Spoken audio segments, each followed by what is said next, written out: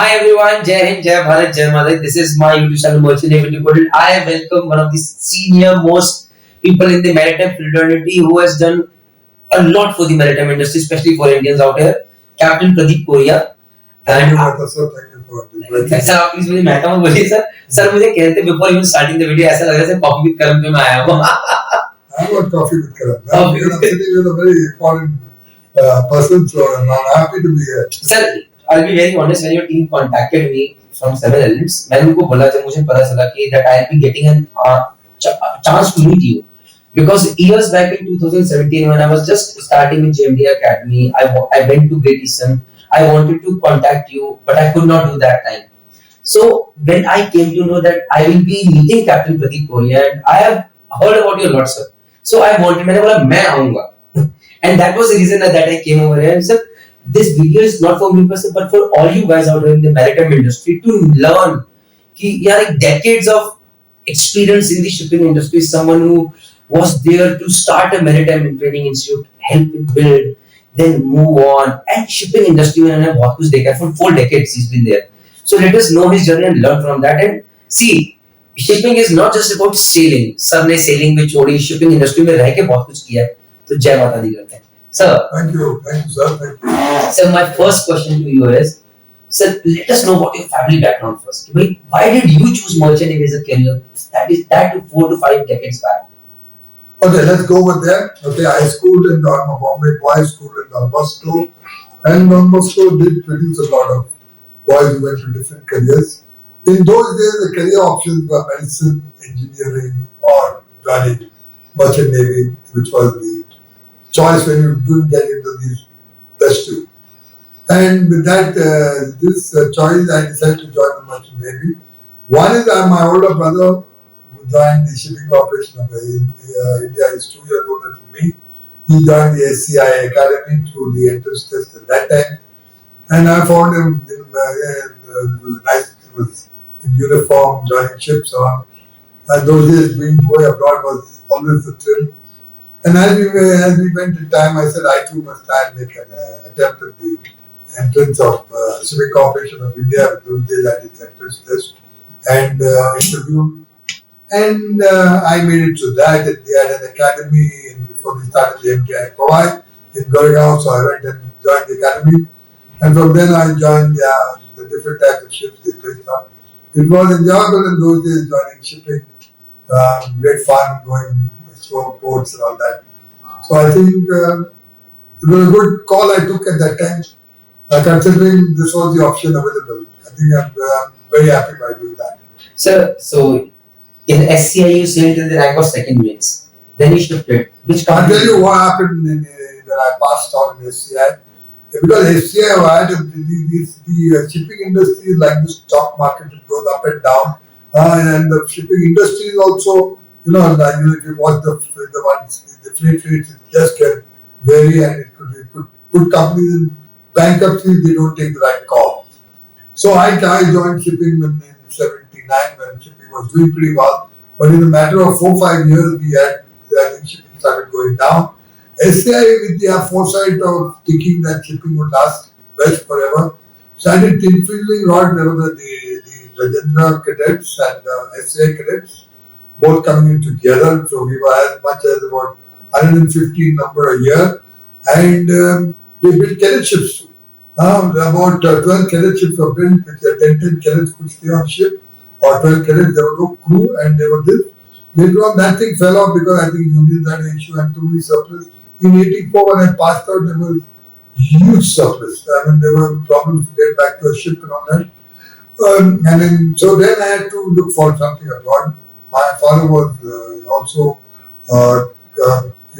abroad at that time. He was in Nigeria, then come to London. He had a lot of ship owner friends then, and he spoke to them, the management of Trudos, which was one of the large tanker companies in the world. And next week I was put on a ship straight away. I flew to Dubai and joined Jerusalem. And in those years, there was a war going on between Iran and Iraq. And I was put on a shuttle tanker which actually was going to Iran loading the Karg Island, and all the activities were between Iran and Fujairah. So I used to see a lot of dogfights with the Iraqis holding the exhaust missile, shooting which were heat-seeking and going into engine room, and we used to navigate ships by just everybody on outside the engine room and everything in the darkness, navigation lights, nothing. We were loading in open loading, no calculation, no on the board, bringing the ship outside. So those were the challenging days. And then by the time I ended my second mate to mate, I was back and the war was over, it was not over yet. And then I came down from my mate, I passed my mate. And then I joined Ferguson, which was one of the best government companies.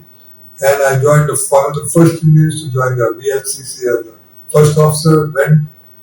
And to my good luck or whatever bad luck or what I was put on a tanker VLCC, which was loading in Kuwait on a thick time charter. And Iraq had raided by then into Kuwait and they were shooting what is called as the Silkworm missile, which were hitting onto the bridge. And I remember navigating there with a fragment-proof suit, with the bridge all covered up with sandbags, with steel plates on the windows and PLCC. And I've seen the Silkworm actually passing my bridge and going and hitting into one of the KOTC tankers and 6 people dying. So we've seen a lot of action in that time when shipping was going through its whole challenge. And then I finished my time, I got my came down for my master's and then my career somewhere in 2000 of year 2000 of 2009. Sometime around that time I came ashore and not 2009, in 1995 I came ashore. I joined Maroon Shipping. I did a gas carrier stint with them and I joined Maroon Shipping and I came ashore. I was looking after quality, safety and fleet personnel. It was a small company then, maybe about 15 ships. And from there onwards I started so I spent about 3-4 years and then I shifted to Great Eastern. I spent 20 years with them. So I've been in Indian shipping houses then and seen a lot of Indian shipping, being the chairman of Manning Committee, IMSA, being the chairman of the Narrow Club, the IMSA MUI negotiations, being the chairman of the National Maritime Board, being the chairman of Narottam Morad Institute of Shipping, also being the IMU First Executive Council, but that time called the Planning Board. So I have chaired and been in many committees even when I had from a young age, because I was in those positions and I had to take those positions. And I had good mentors from my bosses who were very good people and all the companies I worked for. And with that I moved up and then 4 years back I came here, where I am now the Chief Operating Officer. So it's been an interesting journey. One hell of a ride, I would say. One hell of a ride and many challenges because regulatory bodies in those days were very difficult, right? They were very tough and only after Manmohan took over the country and the economy started opening up, then everything became, the country started opening up.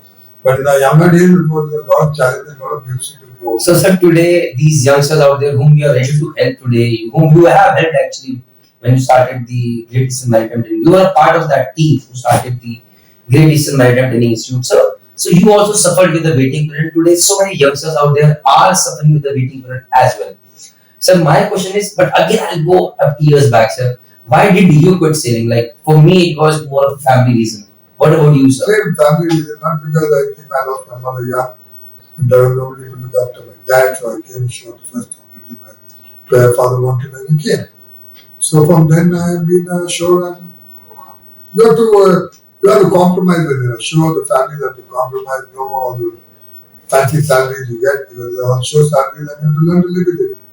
And learn to understand the office environment and how to manage the team and to manage the people at sea also. So I picked the ropes quick because my mentors were quick, were good people. And I think the most important thing in a career is mentoring. Is to have the right bosses who mentor you. And I was extremely lucky to have this. Sir, please name a few there. I would love to know. See, when I was in Maroon, I had Arun Mehta, you just jail, but more the boss who entered was B.N. Mehta. He was the executive director, he was the director of SCI, the finance director. He who came as the president of Arun Shipping. He and me, then there was the vice president Arun Sharma, who was the chairman of IRS. He was in, and I joined very soon, where my mentors were Capt and Besuna and Arun Sharma, who took me there. So I had those kind of mentors who drove me to meet the challenges, because my head and my MD also very enterprising, very successful man in his own way. So I've been mentored by all those senior people, and I think I've taken that even mentors are there. You have to just watch their actions, and you start mimicking them also. Even the way you talk, the way you speak, and all that, and the way you are mimicking with the people, you learn from them. I had one famous, whenever we used to go to a restaurant, he used to take his credit card and put it on the table of the head waiter was there, just give it to him. These don't sell the bill finish. So I also now got into that habit. When I go and I just give him the credit card and I know I have to sell the bill, because that's the way I watched him, I mimicked him. So I mimic different people when they are on the table. I mimic how these older people, when you are 80s and 90s, how tough they are in negotiation. They won't leave a pie on the table when they negotiate. And I learned from them. I also don't leave a pie on the table. But I live because it's an habit, not because you want to, it's come out of that, because it is gone into your system. And you find that you make a company successful. Now, going back to Institute, if you want to talk on it, I have a lot to tell you about I have to talk, but I have to start. So I have to start first with Varun Shipping now. So how many years were you at About Varun 4 Shipping? years in Varun, and Varun also had a maritime training institute. They had, but not for PC. Because Varun itself also had people very well run professionally with them. Super professionals, all picked CI people and top class guys. So they had a vision that, because I was joined in 1996 earlier, STCW 97 5 at Capt. Because when a convention comes in, you have also a time which is for enforcing it. And to do that, you have to have preparatory courses. So I think from 78 to 95, the convention, the convention in 95 we had to implement. And we started this training institute in a small place near the office in Colaba. Plus, I was a guest anchor man. I used to teach myself in a BPT FOSMA Institute in the docks, which was close to my office. This was in somewhere in Malgo, in the dockyard area, where inside the BPT I had given them a warm sort of a warehouse where FOSMA had started their training center. It started from there. And I used to go and teach gas tanker safety course, because Varun was the first people to buy gas carriers. And my brother was the first Indian to start gas carrier, because B.R. Metta's boss, and they were in Reliance together to buy the first gas ship. He was the master of the first gas ship in daughter, and then he gave the B.R. Metta to Varun. They were the people. So Varun had the first fleet of largest gas carriers in India. And I was sailed and I came ashore, so I could teach gas carrier course to these young seafarers. So there is one thing I do not know whether it will become a part of the video if you are comfortable answering, sir. Varun Shipping was known for its taking care of its employees. But even the cadets used to stay in the 5-star hotel. There was a time today I know a company who said to the cadet that you have to come by a train, and because the owners cannot afford the flight ticket. So the times have changed. But Indian shipping companies were always known to be extravagant. Even they were told, "Hey, why are you not having drinks?" But I know those stories about my batchmates. They had those times where Varun Shipping. See, because they are owner-based companies. What you're talking about is a third-party company. Owner-based companies are not making their employees like part of their show staff or staff. With everybody, that means the show staff as well as the floating staff, they all considered one group of people. So in that fashion, the floating staff were definitely, on this company, very well, they are taken as part of an employee. So there is nothing called the, manning unit. It was called fleet personnel. They were the show person. And in many companies, the HR was one. Maybe different people were looking after differently, but it was under one system. So those days, some companies gave loan, housing loan, some of these gave cars, and you could take loan and all that. So there were facilities what were there for the show staff were also available to the For the sales. They treated you as a stepping stone when you started as a cadet, you grew up with the company, and then you landed up a show. But sir, unfortunately, all those extra today led to the downfall of Varun Shipping, or what? But there's some other reason about it. There were other reasons because it's on bank business. You see, because the owner leverage too much. Okay, you take bank loans, then actually you have to actually find something else. So I think it was all a financial issue which happened, which actually created the downfall when the company go into bankruptcy. Otherwise, it was a super company, but sometimes these things happen. Because we don't go into real. We don't get to discuss what exactly happened, but there was definitely challenges that happened. Even companies like Byju's are facing this. But these can happen. But this was not the reason that spending too much on the employees. No, not at all. In fact, they were quite conservative towards the end. It's not that they are wrong. The whole issue is on this matter, which was the financial issue that. So then you joined Great Eastern now. Great Eastern then, when Great Eastern already had an institute, which was started in 2000, in 1975. T.S. Jawar. Because T.S. Jawar. Okay, it started in one classroom, given by the C cadet code. Okay, in the C cadet code, Great Eastern was training its cadets and putting them on their ship. After some time, Great Eastern started training for others to be a maximum of 40 in one classroom. Having said that, maybe less, and having said that, they continued to that till DG issued some circular which was somewhere in 97, but applicable from 2001, saying that you have to now be in a campus.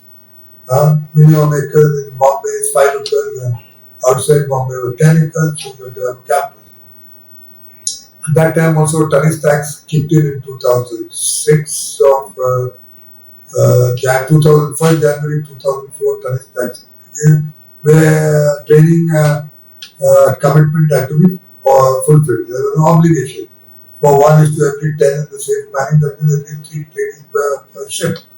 So companies who had 50 ships had to train 150 boys per standby and all. And those private sectors were the government colleges were not in a position to cater to. At that time, the then DG shipping, I think it was Mike Pinto, one of the pioneers in this, decided to open up the private the training for private institutions in a controlled fashion. Okay, like through sponsorship and even then it got opened further. So with that philosophy, Great Eastern had to move from that the campus of Jawar to Great Eastern Institute of Maritime Studies. And that's where I got into it to set up that institute.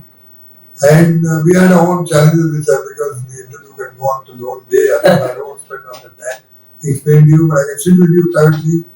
It was because being the first private institute to start, there were definitely challenges because the self was about getting degree, forming new one, then to IMU, the BS, the mechanical engineering, to convert them to BE Marine, form up to a shipping campus was there, you did that shipping campus, you did a 10-month institute, 8-month sailing.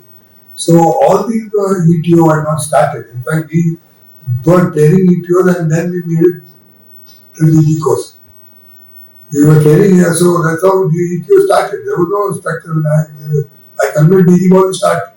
You give us this because in the CO, because of these COC for electric loss. Yes. So then they were forced to start the 4 months. So they did actually 6 months of security. But we did a 4 months because we wanted longer training period. So we've seen many this. Now the kind of students coming. What you're saying is those days when by then in 2000, we started on 1st January of 2006. For 1-2 years we were getting the best and brightest. But after that, we could see a lot India open up to a lot more careers in the world. And the metro students were all taking those kind of careers, whether it came to to art, to architecture, to media, journalism.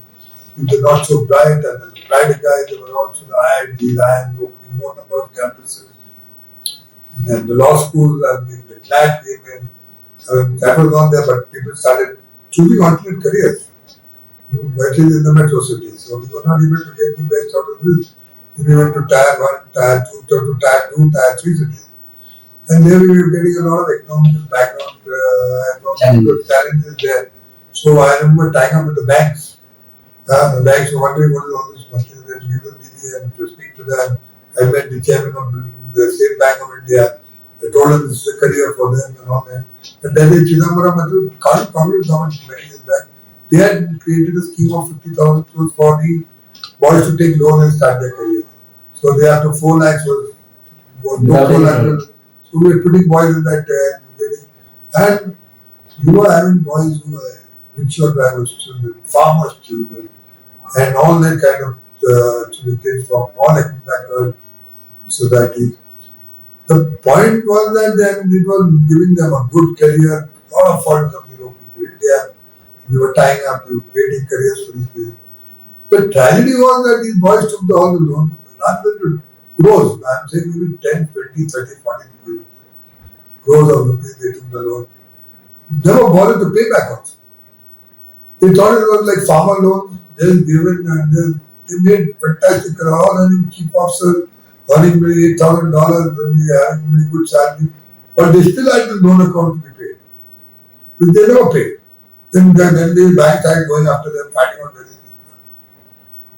So these are the kind of challenges you faced at that time.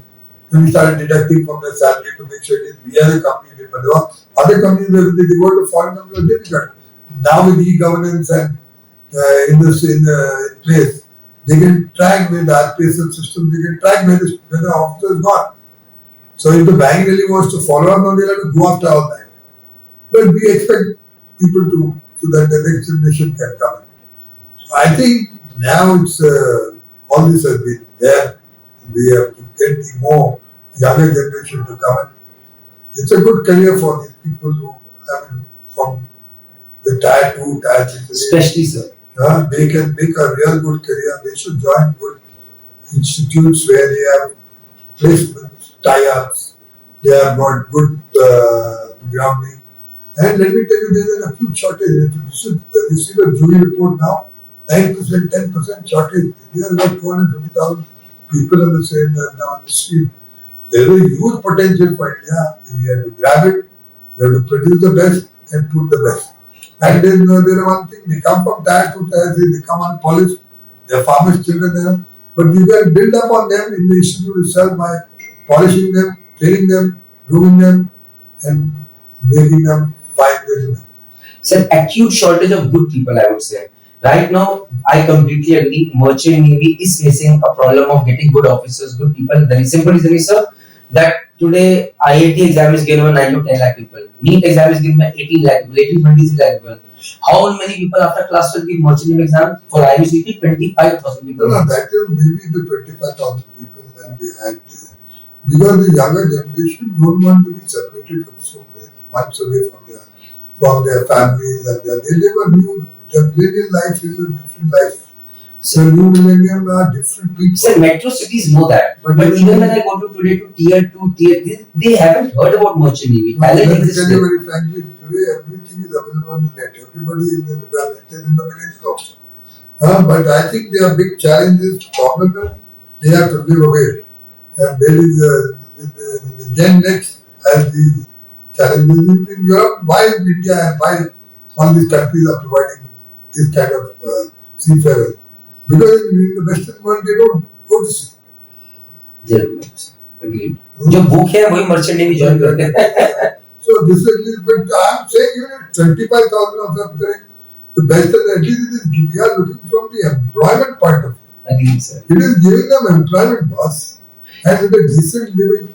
Fellows from back of beyond where there's hardly anything. They're all driving BMWs and trucks. Sir, I'll just share my 2 cents with you. Even though internet is there, I go to a lot of schools and colleges, conduct seminars. So when I go and tell them, because the internet is there, but internet will show you only those things which you search. It works on keyword. So if somebody is searching on YouTube what is merchant navy, then maybe a lot of videos will crop up on merchant navy. But somebody who's at home, who is from a non background, he will search for NDA because there's a lot of video on NDA. He may know about IITs, engineering करनी है, IIT engineering करनी है. Okay, IITs or NITs. Same goes to doctorate. They do not know about much, and if at all they know, still I meet people they know. 6 महीने झाड़, 6 महीने घर. What they know is समुद्री हवाएं चलती हैं, पायरेसी होती है, खून की उल्टियां होती हैं, लीवर खराब हो सकते हैं. All those old age myths still exist. And sir, I am working on that slowly and steadily, and that is why I am here on YouTube. So, my most important, because we'll definitely be discussing this in the future as well. So today it's been 3 years, 4 years. You are with 700 shipping company, and you are also the CEO of this company and also the director of the institute. So now, sir, I want to know what is your vision with this 700 Institute. The vision of COO Institute is one, to create the best seafarers possible for the industry itself. Okay, that is the focus. Okay, but the primary with to make sure our ships are best managed by boys who train within us, right? The best is your own, you being the own trainer, because ownership companies can run institutes best. Because we know that these very boys are going to manage ships in the future. In your age, assets are all $10 million plus. You can go up to 50 million, 75 million. So these are the guys who can make and bring the ship. Because you are handling operationally, maintenance wise. So you want to be as careful as possible in training these guys. We started with that focus, right? And in the back end, it's also because we are ownership company, everybody wants to partner with you because they know you will have to take care because you have your own assets. Own assets, own ships. So they have known for sure that this guy is going to put equity in it. He's not a private institute which is going to be there for the purpose of getting his ROI. He's not there. The purpose is to get good manpower to run your ships. And in the bargain, you get branding, you get people who want to be with you, and the boys in India then ultimately get employed well, do well, and become global ambassadors to the country. So, boys in India today want one thing, they want to join a good institute. They would love to join an institute which has got their own company with 100% placement, that is assured. But they also want that the waiting period should not be much more because today there are a lot of institutes. I fully agree with you. Waiting period is a challenge, right? Because the problem is that you are with the third party management, they expand their fleet and they go to reduce their fleet according to what the owners want them to decide. Because if the ownership managers or may decide to shift nationalities, they are banking on a particular third party manager who does not control the fleet. Here we are not in that. We don't have so much challenge in that because whoever a partner, maybe the largest partner of the ship owner. There were 100 plus 150 ships. So we put together, we are very sure of giving guaranteed employment to everybody. And if we find that there is a challenge on the waiting, which will accordingly adjust the outflow which is passing out. We don't want boys to be waited, and after all, this is a non-profit thing, funded by the main company. When funds will go back, wherever it is. But it's not really with the idea that, boss, I have to, it doesn't matter, a guy waits for a couple of months or years for a job. We try and reduce that and see how to manage it best. It will be that intention. We've done it in the past, and I know we have to do it in the future. We don't manage this one. But that's the key to the, after all, it's all tied up, right? Definitely. What happened to the DNS course? The DNS course became ultimately given to only companies with its own ships. The GNE branch is something which given to companies with own ships. So you have to have a time because the whole course program is 10 months here and 8 months here and 10 months on the ship. 18 the TME and junior engineer, one program. Agreed, sir. But once they pass their exam, I don't take responsibility. Because they don't take responsibility of me also. They just leave the company and don't tell us also when they go. Relationship has to be both ways, right? Both ways, agreed. Yeah, but they don't do only pass the exam. Or they find better pastors and they move on. But I'm fine with that because I'm set already, I still have something remaining for me. But up to the exam point of view, after they getting the COC, we are there with them for sure. I think so. That is really important, sir. and I trust you. With this, all I can say is tomorrow I'll be definitely going to the institute, visiting there, and I'll be talking to the boys as well. I hope I'll come back with a very positive feedback, and again talking to you and learning with you something off the records. With this, all I can say is guys, thank you very much. जय हिंद, जय भारत, जय माता दी. मैंने तो बहुत कुछ सीखा यहाँ पे definitely of the records जो कि वीडियो में नहीं आ सकता. आई होप आपको भी इस वीडियो से कुछ सीखने को मिले. जय हिंद, जय Bharat, Jai Mata Di. Thank you sir. Thank you very much. Thanks very much.